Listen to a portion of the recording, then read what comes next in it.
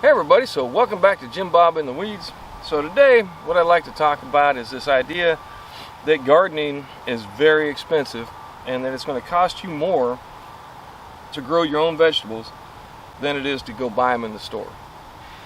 I gotta say I totally disagree with that. I think that is completely wrong, and if it is costing you more to grow your own vegetables than it is to buy them, then you're going about it wrong. So, let's start off with some of the expenses that people talk about.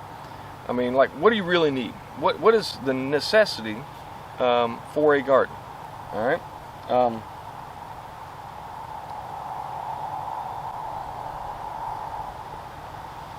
There's really four basic things that you need to grow a garden. One, you need a digging tool of some sort just to turn the soil.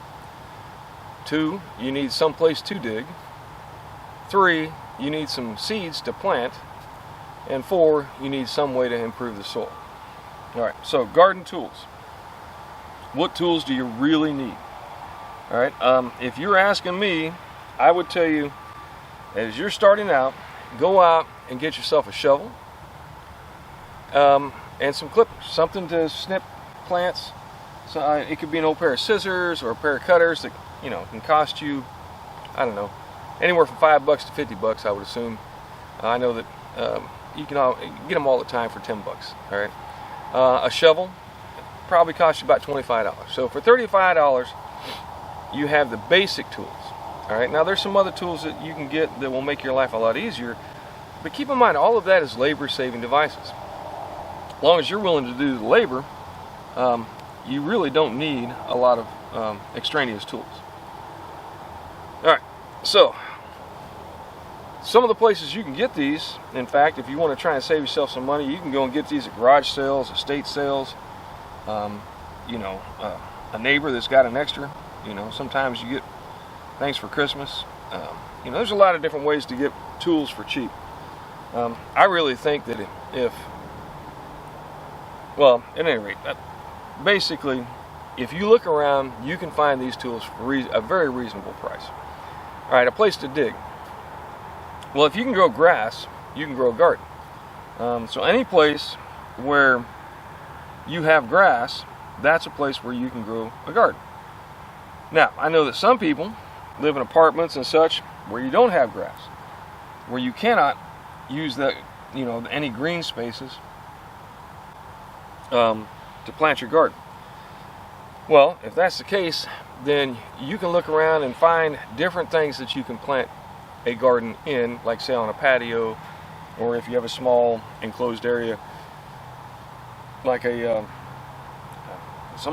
kind of a spot where you can actually put something out in the sun.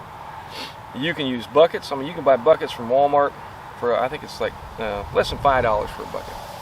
All right, you can get pots at garage sales. And everything that can hold anything can potentially be a planter. I mean, I've got a tomato plant right now that's planted in an old shop vac. A great place to go is places like Goodwill, Salvation Army, other thrift stores. You can find a lot of different places or little things that you can put dirt into. Also, there's community gardens. Community gardens are out there in various places where you, as a member of the community, can get a plot of land that's designated for you, and you can go about gardening in that spot of land. And usually that's a pretty good deal because it usually comes with some advice and maybe some help and people who know what they're doing. It's a great way to start. But there are resources available where you can get spots in community gardens in some areas. Another thing is to go to friends and family. Well, what do you mean friends and family? Well, let's say you don't have any spot because you're stuck in an apartment or somewhere where you cannot grow. Then if you've got a friend or a family member that has a house that has a backyard, make a deal with them. Say, hey, look, dude, let me grow a garden in your backyard and I'll give you some of the produce. Work a deal, man. I mean, more often than not, people don't really have a problem with you growing a garden. And in fact, if they can benefit from it, a lot of times people would be on board with that. All right. So that's your garden tools. That's a place to dig. Now let's talk about seeds. Well, you can buy seeds relatively inexpensively.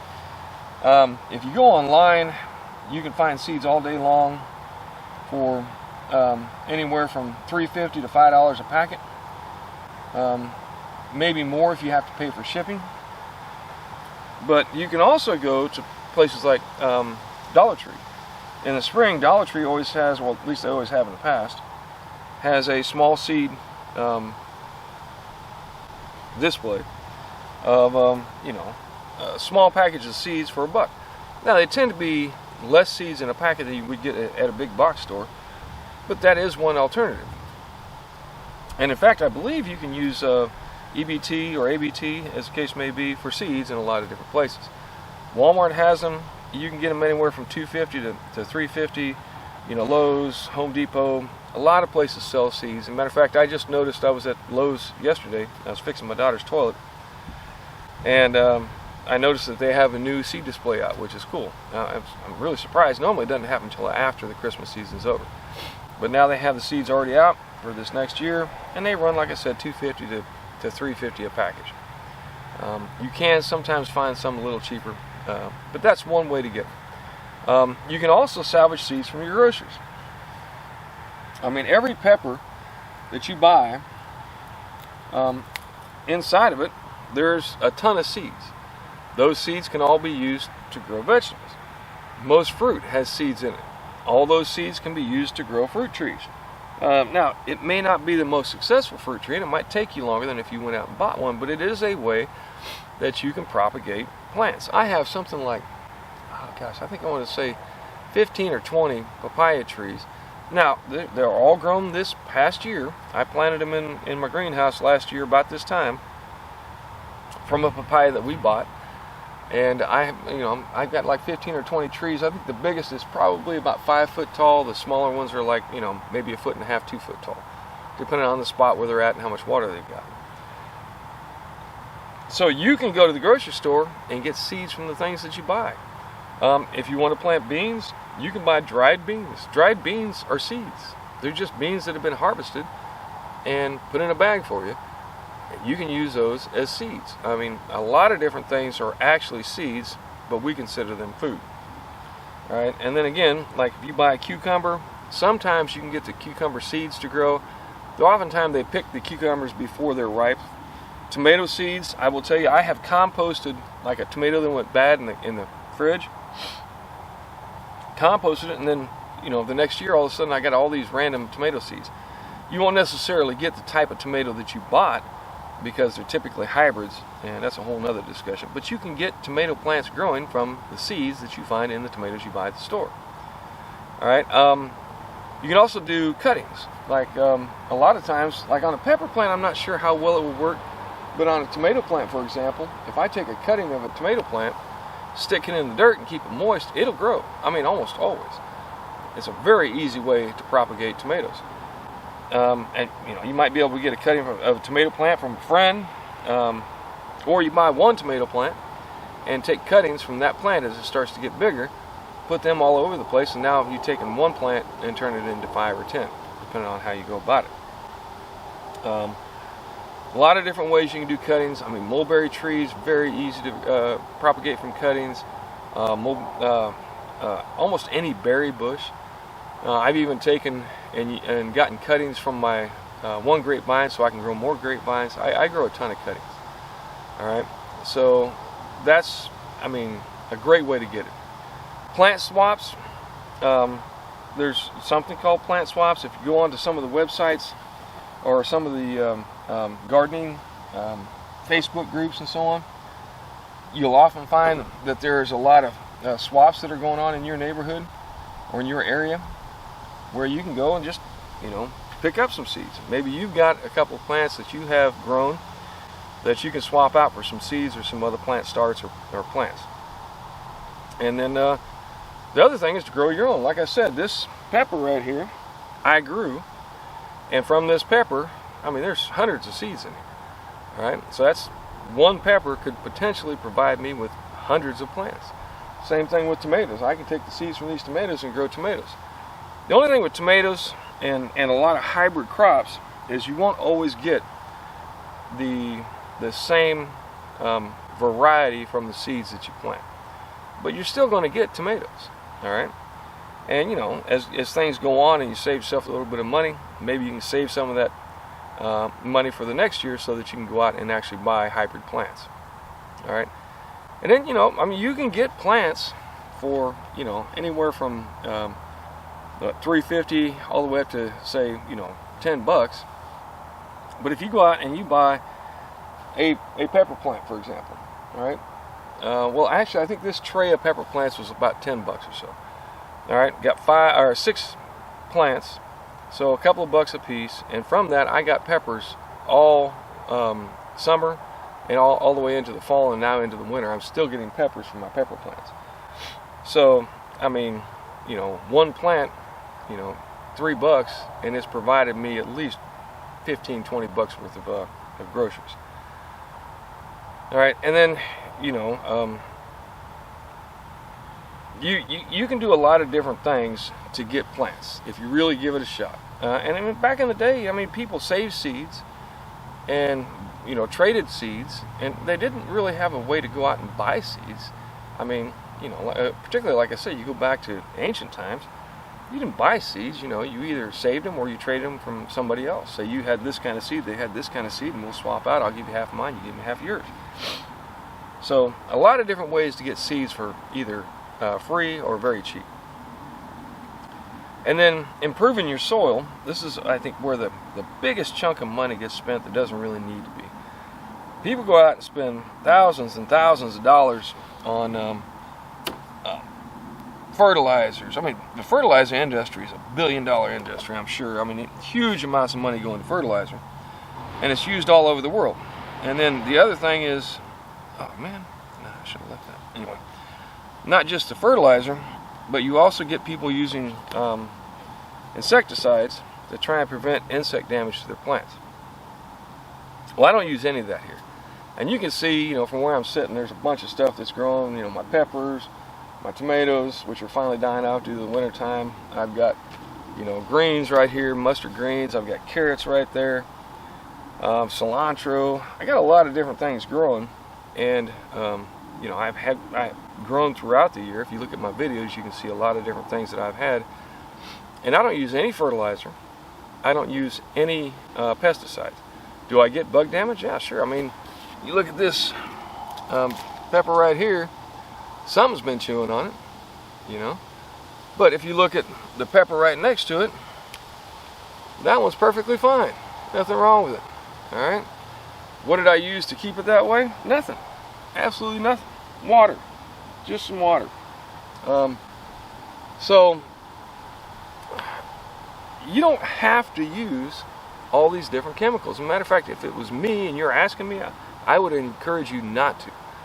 I think that a lot of the problems that we have come down to people trying to make their crops grow faster, better, through chemical means, and I think that's ridiculous. You know, there's a lot of things that go back. I mean, the oceans are being harmed, people are being harmed, all because of the chemicals that we throw into our food sources.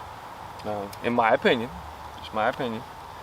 So I don't use any chemicals. The only thing I use is compost and mulch. I mean, I'll mulch stuff down to help it retain moisture, and also to keep it from getting as many weeds.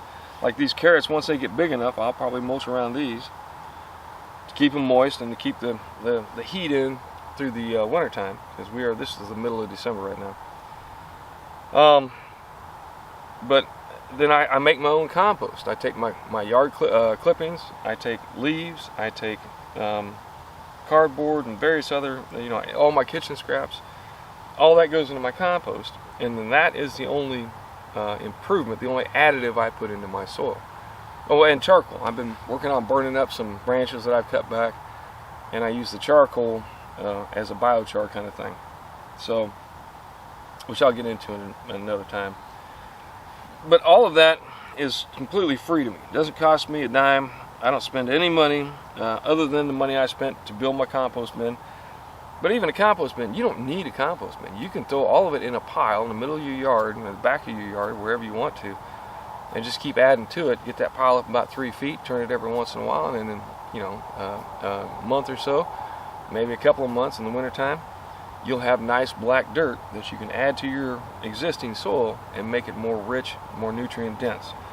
A lot of other things you can do, like you can make compost teas. You can make weed tea. I have weed tea going right now, where I got a bucket like this that I fill with weeds, and then once it's full, I fill that. I add water to it till this, you know, the water level is at the top. Put a cover on it, let it sit for a few weeks. Makes a great fertilizer. It's something I've talked about in another video. I won't go into it too much right here, but it's another great way to do this for free. I know when I grew up back in Kansas, you know, I learned from a lot of really old guys that have been around, you know, most of them since the Depression. And they didn't go out and buy a bunch of fertilizer, at least not that I remember seeing. They usually use like manure. Of course, you know, I lived out in Kansas, so cow manure was a lot more plentiful and easy to go find. I remember walking through the fields and picking up cow patties in a trash bag to use as fertilizer. You could hit up a farmer if you know one, ask them for some cow manure, or if you know somebody's raising chickens, get some chicken manure, rabbit manure. A lot of different manure sources that you can get to improve your soil. And typically, you know, if you're willing to pick it up and clean it up, farmers usually don't have a huge problem with you getting it. If you talk to them, you know, obviously you want to talk to them. At least that's been my experience. So there's a lot of ways to improve your soil that don't have to cost you anything. And compost is 99% of what I do. And in fact, there's actually, in most areas, a program at your local zoo that creates zoo compost, or zoo poo they call it, where they take the zoo, you know, the crap that's cleaned up in the zoo cages, mix it with, you know, hay and stuff like that they have to clean up, let it compost down, and they usually give it away for free. Some cities also have a compost facility. We don't have one here in Jacksonville. Apparently it caught fire and they never went back to redoing it. But some cities actually have compost that you can go pick up if you are one of the people who pays taxes or pays a utility bill. Oftentimes you can go and get that from the city. And then, like I said, it's a very simple thing to grow on your own. All right. So again, what do you really need to grow a garden? You need something to dig with, you need a place to dig, some seeds to throw in the holes you dig, and then some way to keep that soil going as far as, you know, nutrients and so on. And if you get the soil really nice and good, like this is starting to improve dramatically.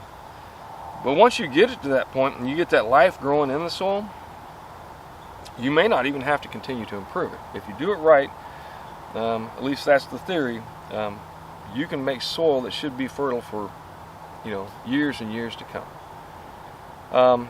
But none of this has to cost you a ton. And if you're spending more money than it would cost you to go and buy these groceries, then you need, in my opinion, you need to reevaluate what it is you're doing and try and look at less or more cost-effective, less expensive ways to go about gardening. It should not be costing you a fortune. If you're spending a fortune on your gardening, that's kind of on you. Now, and I will say, like, you know, for me, I do have a lot of tools. I have a trailer.